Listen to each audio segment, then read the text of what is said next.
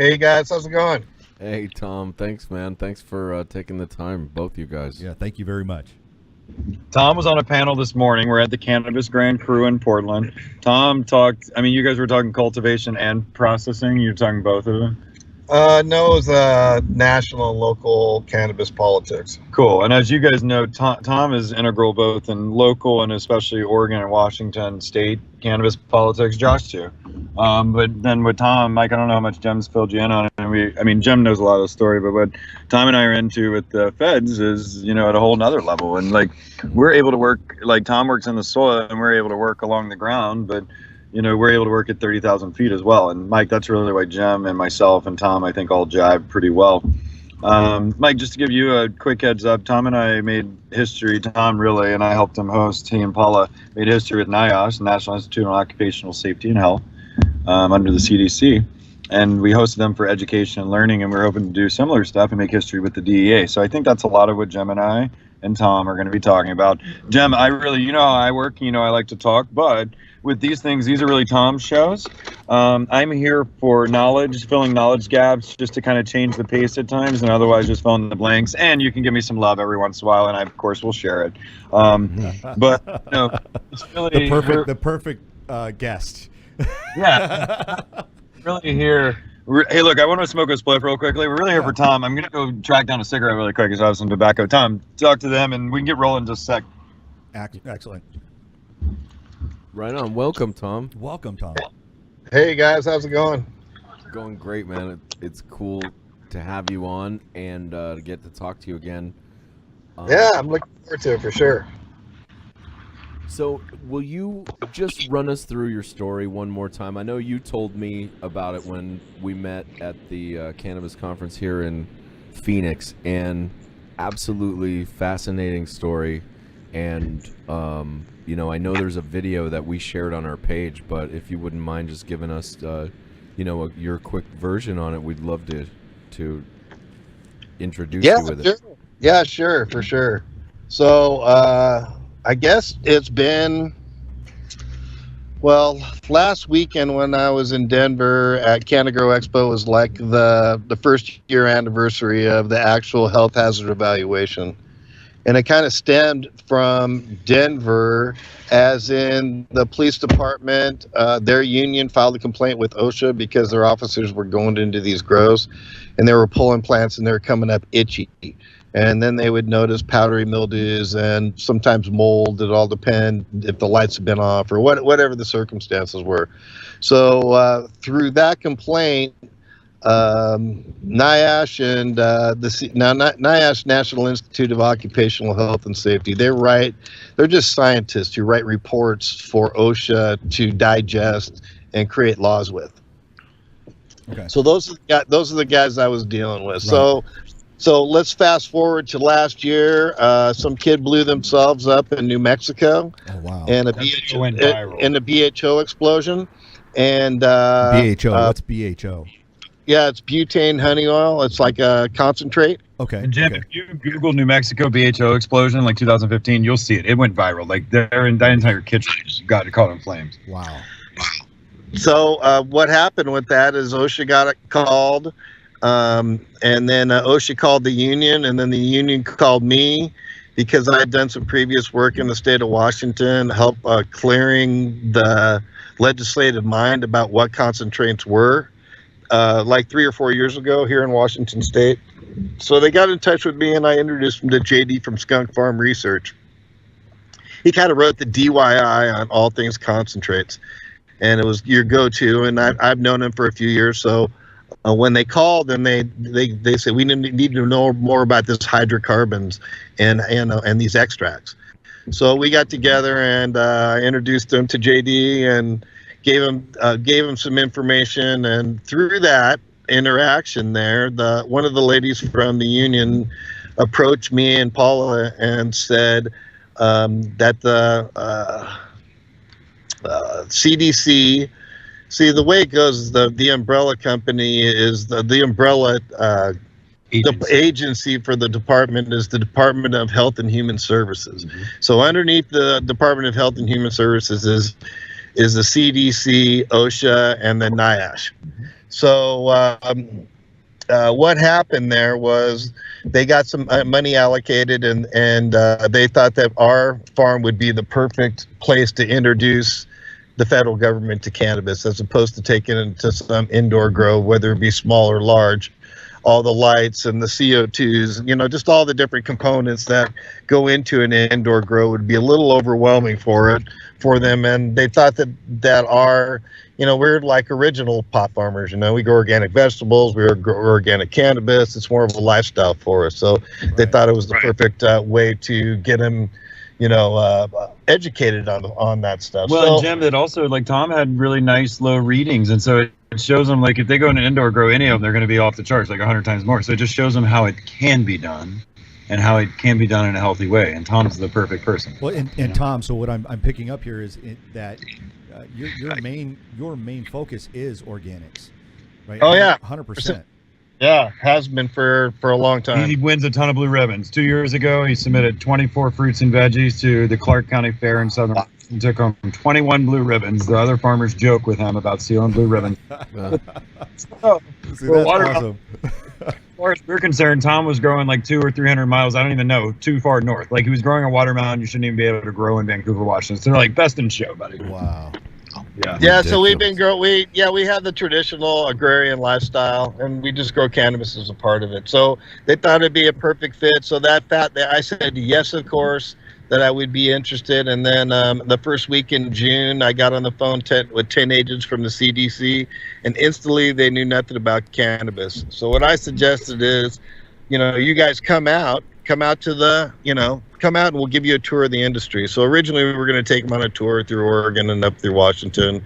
I gave them an itinerary, a place to stop. They said yes, and then they called back and they said, no way, we can't have our agents traveling across state lines to what could be perceived illegal operations. But what we can do is make your farm a secure location where federal agents can learn, touch, and handle cannabis. Are you okay with that? I'm all 100%. They go, well, the DOJ is going to vet you to have us on your farm. Are you okay with that? DOJ got involved? Yeah, they did. So they run a criminal back check on Tom and just make sure the people they were coming to visit were who they say they were. Yeah, they should. So Tom's been vetted by the federal. Yeah, so I'm probably the only vetted marijuana farmer DOJ in the world. Well, welcome to the Cannabicast. All right, we're pretty 100% sure he's the only one right now. Yeah, so that's awesome. So we brought him in. So we brought him in August, and I brought in, Josh and a couple of my friends, and I brought in different trimming companies, machine companies, and just a bunch of really top educators. Smorgasbord of knowledge and machinery. Yeah. So we spent 2 days. We swam through my plants. I think I had that year. I think I had 15. No. I had 50. I had like 55 or 60 plants. The year before we had 90, but they made us cut down. So, but anyways, it was a perfect opportunity. We were medical growers in a state where it was kind of a gray market, kind of like California. Yeah, it was like California, And Jim, in Arizona, it's not the same, but like in the far west, in California, Washington, Oregon, Hawaii, Alaska, even where they passed early medical cannabis laws, they were very deregulated systems. And so when these recent regulated adult use systems have come into play in Washington, it's a great study of what not to do, because it kind of fucked all the people who got us there. People like Farmer Tom, the other organic, small artisan medical growers who've been supplying the market for 20 years. Like when the rules get tight and the people operating under the tight rules make money, they lobby against the people who don't operate under the same rules, and it's not, it's just, Washington should have dealt with that like Oregon and California before rec ever came into play, and they just messed up by now, but that's not for here or there. But dealt in that system. Yeah, but it was great for me because we got, it was a gray area, so we got to do a lot of things under the guise that there was no laws against it.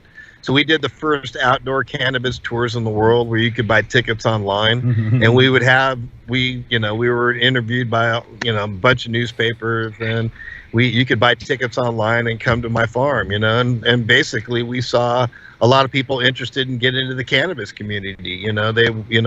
Should we get into this or whatever? We saw a lot of mafia, like we saw a lot of Russian mafia, the Chinese mafia came by my farm.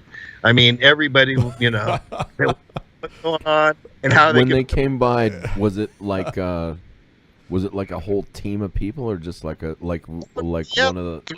a couple Maseratis and some other Bentley or something pulled into the driveway, and these Chinese guys pop out. These Chinese pop out. And they're all named Jack, Fred, and Bob. That's awesome. Your mama gave you that name? Your mama gave you that name. And Tom speaks to the beauty and ways of the old unregulated markets that are dying. Like, it was cool. We used to go have meetings in like med dispensaries, like veterans meetings, and we'd all just like pass the bowl around because we could. You don't get to smoke bud in a dispensary, but in the old med game we could, because there weren't really rules. They would have like dabs to go. You pay like $5, you like pick out your dab, you do it, and you go. Like, like that's the old dying system. But the Northwest, Cascadia has gotten to experience for the last 20 years because they are a cannabis culture. Yeah, we did that. We had medical marijuana farmers markets here. I never had any mafia guys through cannabis, only through the bail bond deal. Yeah, yeah, you are in the bail bond. Yeah. So anyways, we had them there in August for 2 days, and we fed them farm to table. Since I grow vegetables, we had this chef brought in, and our friends from Seattle Super Chronics Cafe hosted the event. Yeah, Josh Kincaid. And we did us a little food to table, so they ate all kinds of. Everything was non-medicated, and we really just spoiled them and treated them like regular people. It was pretty awesome. I really like the federal government in the way that they do their hiring. Man, it's really, when you go and you meet them, the cross culture and the different, it's really inspiring, and it really reflects our country. So they were awesome. If I could comment on that, I mean, just something that just strikes me is that somebody was injured in the processing of a medical plant, right? The guy had an accident, and the government stood up and went, "Oh wow, that's not good. Maybe we should look into that," right? And then they came to you. And their deal is they want to be ready for when California comes on and all these states come on, to be able to go, look, rapid response. We already got workplace health and safety procedures. Here's rules we're working on. We've already done. They went from me at the first health hazard evaluation last October, where they and I'll tell you that in a second. But so they went from me to the guys from the Mayo Clinic in Minnesota. Wow. So second HHE is just completed, and it was with the guys from the Mayo Clinic up in Minnesota who grow and process the medical grade oils only cannabis for the state of Minnesota. And guys, like, the federal government is on our side, and that's part of why Tom called me in, was just like, Josh, like, it's the feds, and when we, it's NIOSH, their occupational safety and health, and they were our friends pretty much from the beginning, and we were theirs because we were just there to help each other and share knowledge. And they told us that, like, Tom, Paul, and I each hugged them when they first came out. We're like, this is a great day for us. It's like historic. And they're like, no one's ever hugged us. They're like, Josh, you're an attorney. Like, we hate attorneys. Yeah, by the way, for everybody listening in, Josh Miller here is an attorney licensed here in Arizona. Are you licensed in other states? Colorado, but I've lived in Denver, Seattle, Portland, thanks to Tom, and we'll live in Phoenix with you, Jim, whenever all those adult use cannabis markets open up. So I'm kind of a genie and a magician, and I'm the spirit of the wolf and the orca, as you know. That True. was it. Mike, to what you were saying, like, yeah, the government's on our side, and it wasn't just the explosion. It was what Tom was talking about, like the fire department and police department coming in to collect plants, and they're being, like, it snowed in there, in an indoor grow. You don't catch that. The next day you wake up and it snowed all over your plants. It's not a good thing. And they're like, this cannot be good for workers. And there was a lady there, a beautiful lady, about 5 years older than me, like 35. She'd been trimming for like 8 or 9 years, had developed this interesting claw, like on her right hand. Huh. And they were so intrigued by that, chronic, long-term type stuff. We rolled joints for them, and they were like wondering about handcraft rolled joints and, like, over time, like arthritis. Like, they were genuinely intrigued about everything we taught them. It was amazing. Wow. It was the coolest thing I think we've ever done. I can say that. And Tom, it can't be far off because it was just cool. Yeah. So then in October, when they came back, so this was what I wanted them to do is get an idea of the industry and our community and how everything worked before they actually came and did the scientific study on my farm. I wanted them to have like some actual background, have seen a plant before, you know, kind of comfortable with everything, and give them some stuff to study between, you know, August when they came and when they came back at the end of October. When they came back at the end of October, my main focus was to give them data, because that's where they were looking for. We were their baseline for workplace health and safety data in the cannabis industry for production and harvesting and that kind of stuff. Absolutely. So what I wanted to do is give them solid data. So what I did is I divided it up into 3 days. The first day we harvested for them. We harvested 10 plants. We big leafed them and prepped them for drying. And the second day we had product that had already been dried and was ready to shuck. So we did a whole day of shucking. And then the third day was all day of trimming, machine trimming, hand trimming. And the hand trimming, they actually hooked us up to a glove that tracked repetitive motion. So we had a bunch of people go in and trim with the glove on, so they could get a wide range of data from the top-notch trimmers who could do 2 pounds. To people like me who could do a pound, to the big who could do like a half pound. Yeah. You can do a half pound, Josh? They wanted all the data. That glove looked like RoboCop too. It was so cool. Wow, that's cool. Was it like a Freddy Krueger type glove? With the extra knives? No. RoboCop. No, but they had sensors that ran up the backs of the glove, of the backs of each finger and the thumb, so they could track repetitive motion. That was their main objective there. Well, and I just got to say, what an honor that must have been to have the federal government come to you as an expert. Yeah. Well, it's been pretty mind blowing when I talked to James, the guy who's now the head of the federal government for cannabis through the CDC. I mean, I pinch myself, And, it happened so fast last year. We got 60 plants in the ground. You got a huge couple-acre vegetable garden. It's summertime and you're running around. I mean, I didn't even realize it happened until like it was over, because I was so busy the whole time.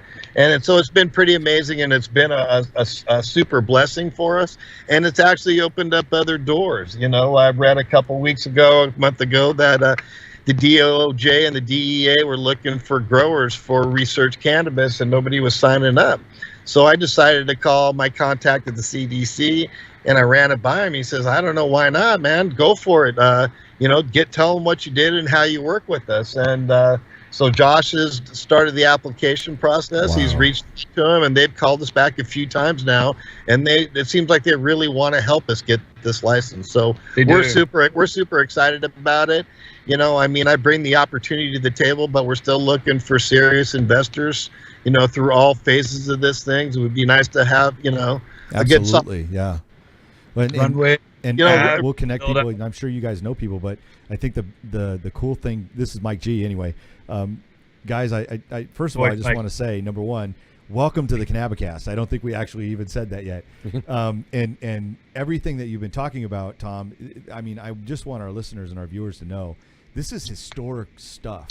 This is like historical happening right now before our eyes, where the government is actually taking an offensive role in not offensive an offensive role, meaning they're aggressively offense. Yeah, exactly. Trying to find out more about what this plant's benefits are, and how to safely grow it and process it and everything else.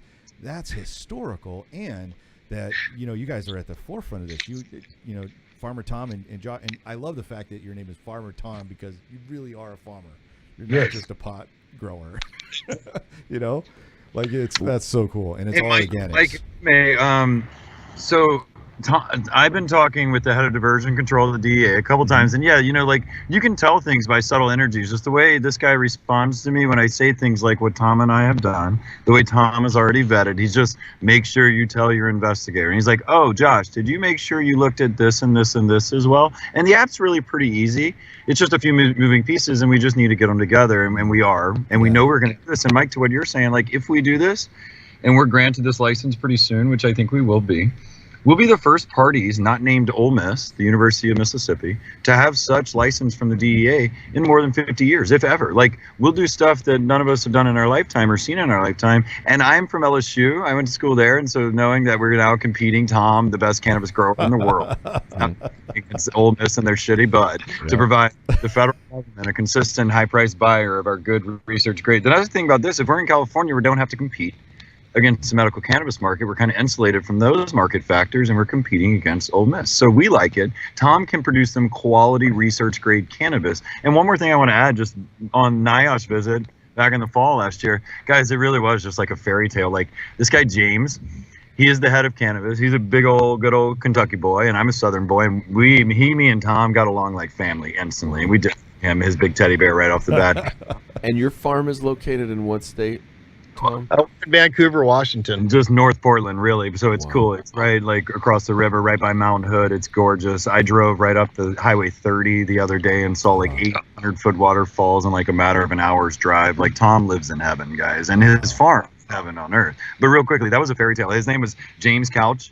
So the lead was Mr. Couch, Sofa. And then the two doctors that came with him, the one from Denver was Bradley King, Dr. King. And then Curton Victory was this short African guy who was really awesome. His name was Dr. Victory. And it was Dr. Victory, Dr. King, and Mr. Couch. And he was the leader. It was just kind of funny. It was almost like they were. And it was an awesome time. Nice. We had a good time. It'll definitely play well in the movie. Definitely. Those names will do Mr. well. Couch. Yeah. King Victory Couch. That's awesome. This is the part of the fairy tale, so it was cool. But yeah, to get back on the DEA or other things, I mean, Tom just raises the bar in this industry, and people watch him, and he has a following, and he's one of the few people that, like, in this industry, his person, his story, his face is his brand, necessarily a product. And so he is a leader and a visionary and a torchbearer, and in ways he's kind of like Santa Claus and Zeus. He's a god, so it's cool. So we're happy to be here. Thanks for having me. And even more to that point, and as I mentioned a little bit earlier, I met Tom at the Cannabis conference here. I was introduced through Ken and Heather, and we were just hanging out for a little bit, and to see how incredibly giving you were with your knowledge, and how many people came up, and like, we were walking around, and literally there's like guys walking backwards asking Tom about his growing techniques, and there was literally just this love of passing on information that you could see there. And so to me, that goes so much deeper than any brand or anything like that. Just the willingness and someone who knows kind of that they're living sort of what they love and passing it on to people, and it was just super cool to witness that, like that whole kind of interaction. So at all these events, when I speak at these events, I'm not up there selling a product or anything. I'm out there giving my best advice I can to people who I don't want to see senior citizens and people take all their retirement money, $200,000, and think that all of a sudden they're going to be cannabis growers. It's not realistic. Yeah.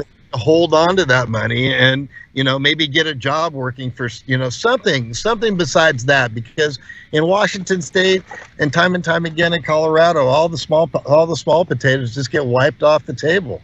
So I just want to give really good solid information to people that they can they paid a lot to get to these events, and I want to see them succeed in life and in business. So Thank you.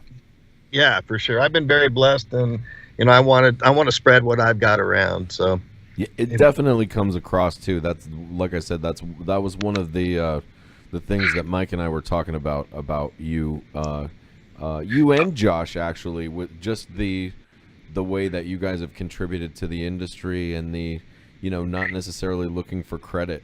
I know.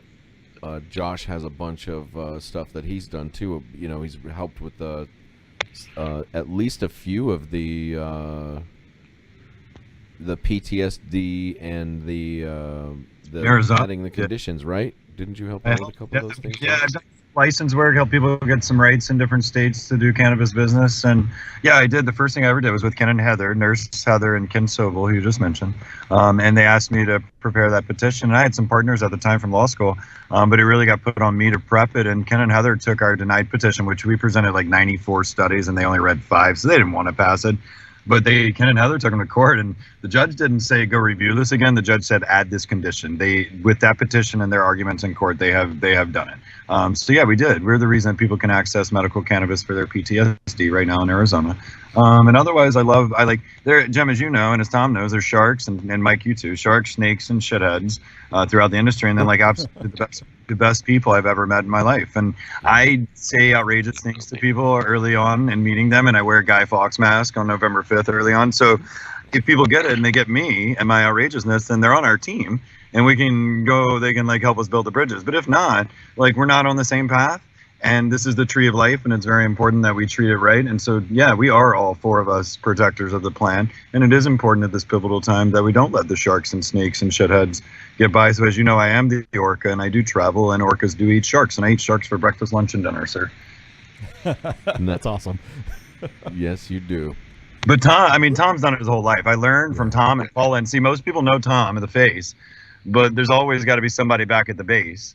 And that is Paula. And if I'm King Arthur, she's my Merlin, because she has helped me see and unlock all the secrets of the universe, and at least find the way. Well, she was part of the first cannabis collective in San Diego in 1996. It was up in Escondido, north of Escondido, wow. And then she was part of the second collective. Medical Garden in San Diego, Shelter from the Storm, the one that I was a part of and that I got arrested at.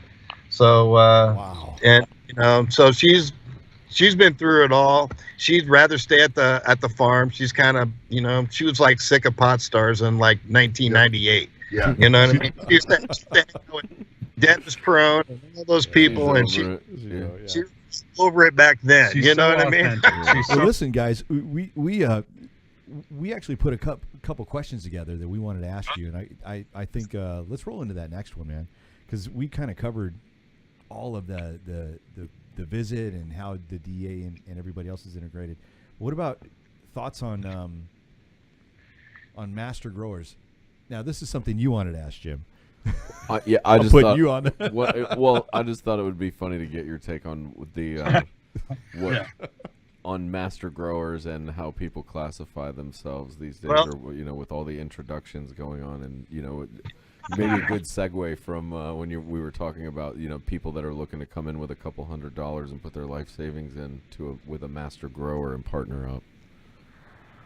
Oh yeah, well, I was just at Cannagrow Expo, my second time talking with those guys, and I called up a couple of weeks before they put master grower in there, and then I asked them, please, will you take the master grower off, and you could leave farmer. That works fine.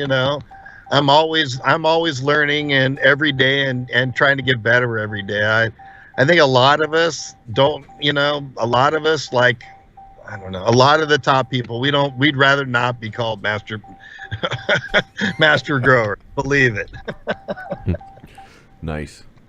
So, what do you guys think about the about legalization going on right now, and with the adult initiative going on in 5 different states, and then also there's 4 states with medical right now? Is there any that you think won't pass? Like any that you think are pretty much? I haven't been following it super closely, but I think they all should pass, because everybody knows somebody who smokes a little cannabis, and our big threats were the people who grew up in the 50s. Well, now it's the 60s and the 70s, and they're the senior citizens now and getting up there. So, and most of these people have tried cannabis in their lives, and they know it's not reefer madness and all the fears they've thrown at us. So I think all of them stand a really good chance of passing. There's when you see states like Colorado and Washington, bringing home, Washington had, I guess within the last couple months, they sold $1 billion worth of cannabis. Wow. Well, that's at 35% tax. That's $350 million in a couple of years. Right. Wow. So you don't think every legislator out there has a big smile on their face and they can't wait to get cannabis legalized? I mean, they've got the Christian conservative right on there, but even most of those people, are realizing that they're being carried down some pharmaceutical path, and basically, they're supplying these pharmaceutical companies with ways to make millions of dollars, at the cost of their own health. So, and I think the culture is changing. I think for the most part, people are really accepting of cannabis use at this point. Oh yeah, 100%. I mean, we try to. That's my main thing. Is I try to get out there and normalize cannabis, and I try to be a regular face about with cannabis, and just show that we're not a bunch of lazy stoners, and we do good things, and we're smart and intellectual people, and we can get a job done, and there's plenty of great things. I mean, we have this endocannabinoid system, and we have this wonderful delivery system, this plant, and all its cannabinoids. It's, and our body is ready and willing to take it in and to do all these magnificent things with us, like take stress off our life and headaches and muscle spasms and all these great things. So I can see how it really scares these pharmaceutical companies. I mean, my mom was a doctor and a surgeon, so even in the 60s, we started, if my mom would promote their vitamin or whatever, she would get pewter dishes or a crystal set or whatever. So they've been paying the pharmaceutical companies have been doing this for quite some time now.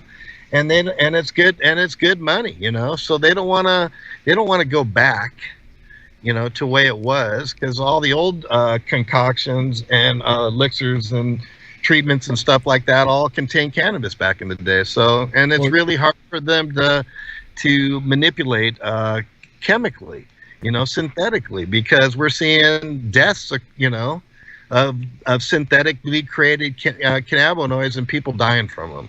That's scary. That's scary. I mean, why not just use the plant that is naturally, its DNA is to create all the elements and. Right? Yeah, it's like, I'm going to go to Safeway. Let me get in my rocket ship and go to Jupiter first. Yeah, right? And then come all the way back, to go right around the block to Safeway. Yeah. I mean, we have it right there. Why not? It's already growing. Here it is. You don't have to. And the other thing is how is it that they can actually... Look, the pharmaceutical companies are strong because of their money, but really? How can they actually stop anybody or... why can't we just say enough is enough? Well, I think that's where we're done with you. Yeah, that's kind of where Tom was going with that, is that it's anymore with the transparency, and people just know everyone's had at least minimum of contact with cannabis. If you've been at a concert and you smelled it and you see people leave and they're not acting crazy and whatever, or if they've more likely have tried it, I see it passing in almost. I think Montana's got a little bit of a problem just because they've had a weak force pushing the law, and I know there's a strong opposition there. And then I think Arizona's going to pass, but it's really interesting. I heard Ryan Hurley say the other night that in Arizona, the opposition has spent more. The anti-campaign has spent more money here than all of the other states, including California, combined. Wow.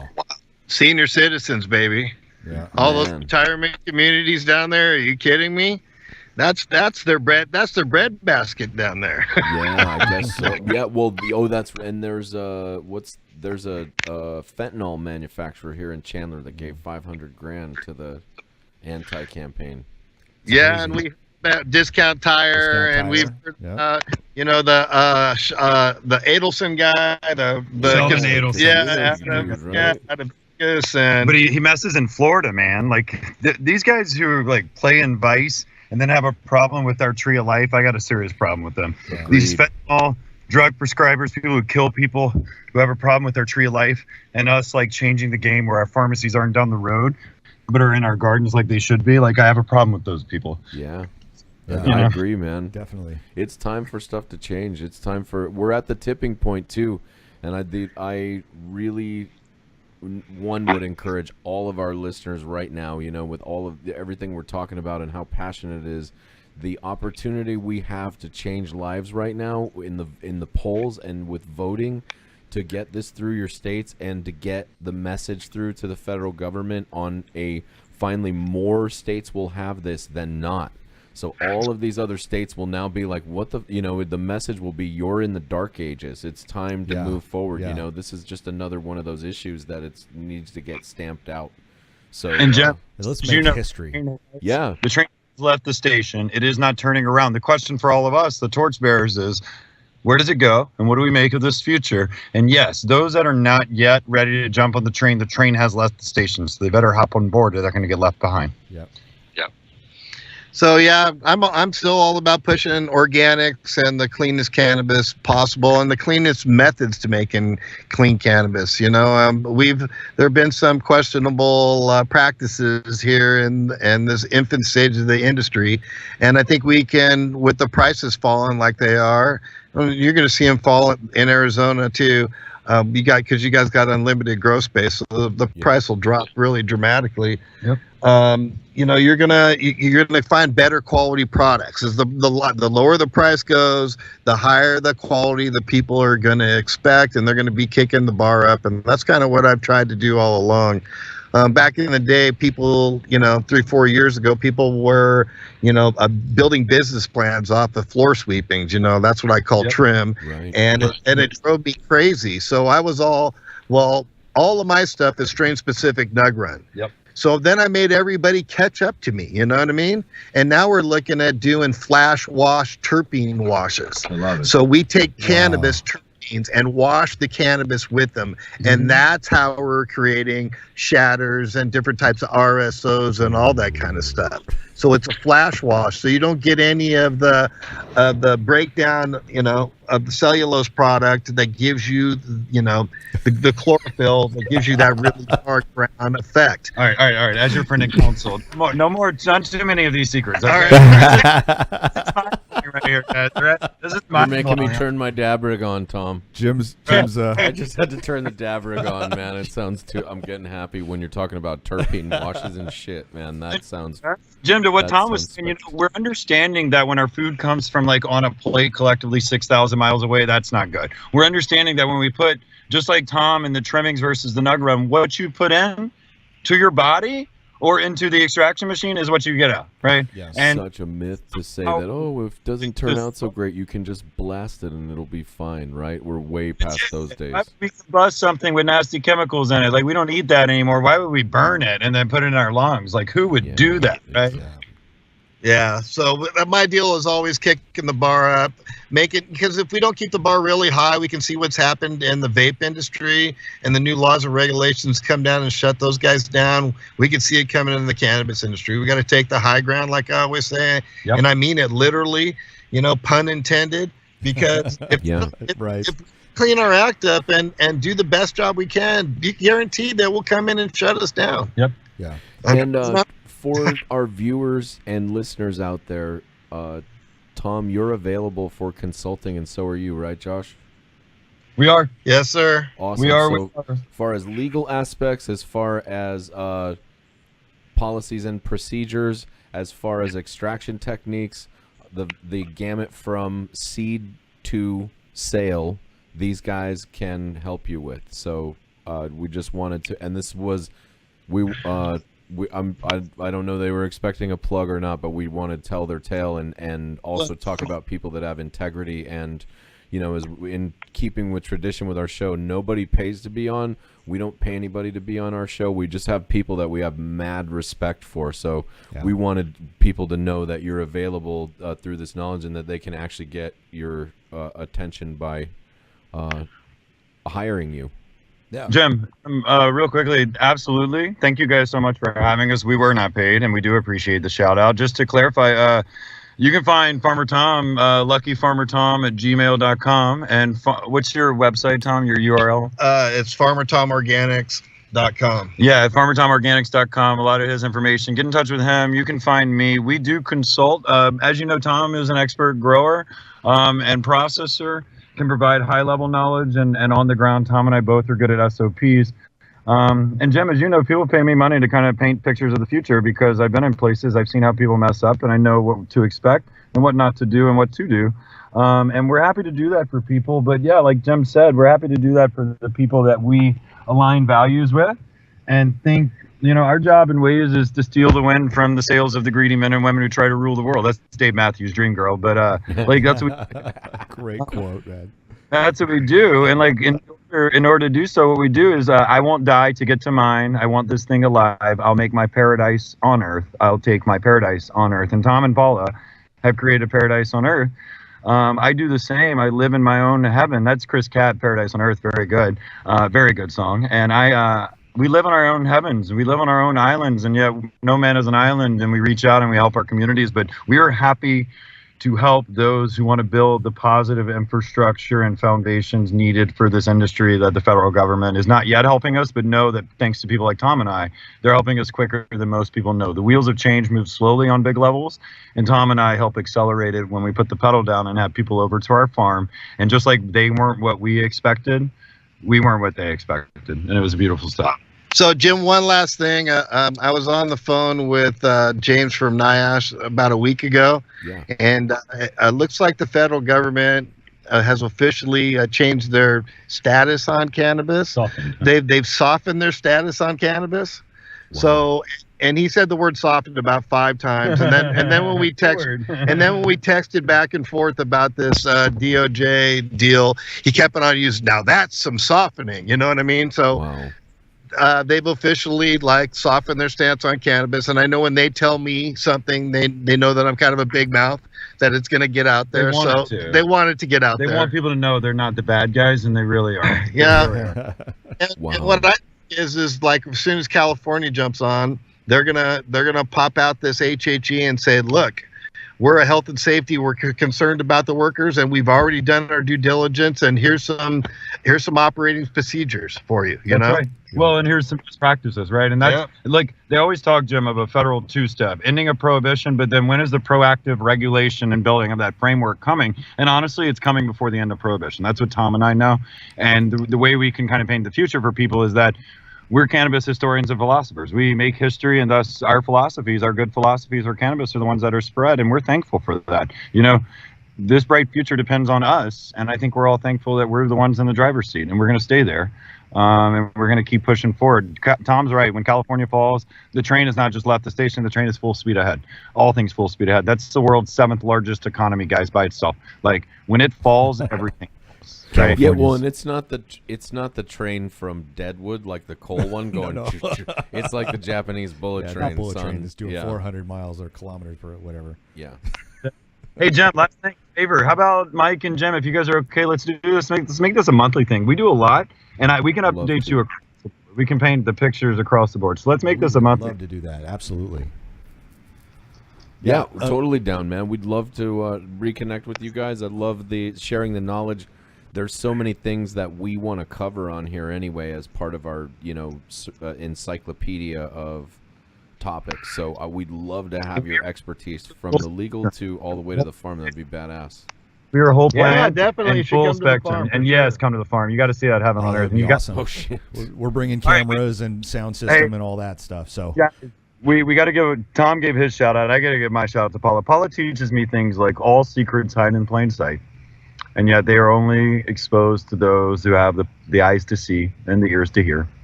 And that we sort ourselves. And that you cannot help people who don't want to be helped.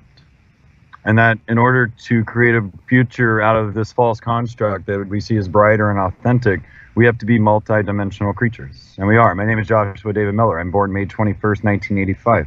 I am the bull, the lovers, and the emperor. And Tom has already built his empire. And he's going to continue to build it, but I'm only beginning to build my empire, and we're going to build bright and shiny futures, we hope, for a lot of people. That's for sure. That's awesome. Paula, the wizard, man. So I called her the White Wizard one day, and she said, Josh, I'm a sorceress. I source special powers from other dimension. I said, yes, you do, ma'am. Yes, you do. I have heard of Paula many times now from many people, so... Yeah, she's definitely a woman of weed, that's for sure. She's been around day one. But she doesn't need the cred. And Tom and I are hustlers. We do the work and we make sure we get our cred. Paula's a martyr in sorts, but Paula is, Tom will tell her, Paula's the fuel that makes that farm run in so many ways. 100%. Like, she is it. She's our rock. Yeah, that you definitely need that. Your roots in the soil, right? She's the grounding, the roots in the soil. You, Jim. All right. I think we're at a pretty natural. I know I'm not the host, but who radio. I think we're at a spot. Let's share some love and do this again, huh? Absolutely, right on. Absolutely. So one last thing before you guys go, I just wanted to this was awesome, and I want to make sure that we get on the calendar about doing this on a monthly. And then the other thing is, I was going to ask Josh. You had mentioned a couple of times the Tree of Life, and before we end, I just want to give you an opportunity to express yourself there. Thanks, Mike. What do you mean by that? I think if I was running for high office, I could convince the Christian right to come from Louisiana. Although I talk fast, I'm not a fast talker. And I can paint pictures of beautiful places all over this country because I'm a gypsy and I've been there. I'm on a 7-state, 1-month road trip with a flight from New Orleans to Seattle and then Portland back to New Orleans, and one from Dallas to Vegas and back. And in that month, I'll stay in a hotel like 4 days because I'm a good person. I'm a gypsy and I have homes everywhere. The Christian right and its opposition to cannabis is undeniably hypocritical. Like, God did not accidentally leave cannabis, the most sustainable plant on earth, here by accident. I can say things like cannabis is the tree of life because I also know that the flowering female portions of that beautiful lady that we know and love to smoke, that George Washington likely cropped by itself so he could produce more flower and more cannabinoid and flavor profile and put it in his pipe, could replace a lot of pharmacy as we know it, modern medicine, and take away a lot of our alcohol to supplement it. We wouldn't drink as much. And we certainly wouldn't need to smoke tobacco on the level or at all. And at the same time, the male seeded versions of that plant, hemp as we know it, you could eat, you could wear, you could build a house and live in, a sheep house, both out of wood-like material and a concrete that is both cheaper and stronger than traditional concrete because, like us all, it bends, does not break, it flexes in the wind. So you could eat, wear, build a house out of, and you could burn as fuel. You could actually do all 4 things you need to survive, and you could do something like 100,000 things otherwise. There's an old folklore that Henry Ford once built a car out of hemp and then ran that car off of hemp. And people want us not to believe that's true, and yet I just think people are trying to hide that secret.